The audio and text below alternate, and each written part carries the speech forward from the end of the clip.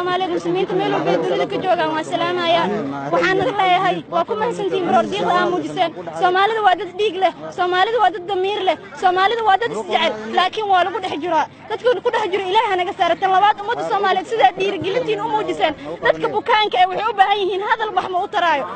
meel u baahan hadal wax kama tirtaal Soomaaliya kuwa buushka ka soo baxay $1 way awoodaan ardayana internet isticmaalna wax dhimanaya waa dhalinyaro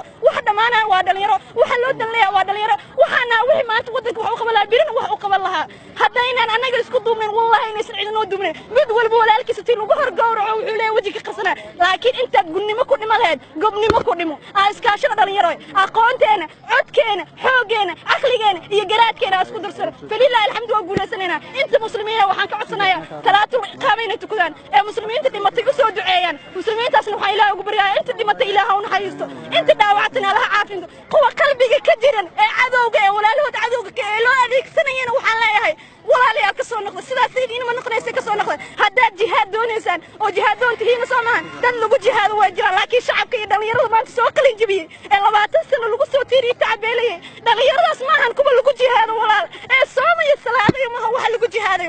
lagu jihaadayo you know waad ogtihiin macnaha waad ogtihiin waxa lagu jihaadayo waa gaalada waa kuwa muslimiinta madaxa boorma ka dhacayso you know waxaad Soomaaliya waa istiin aadalka diyaarada ka xigtay walaalayaal waan bariyaa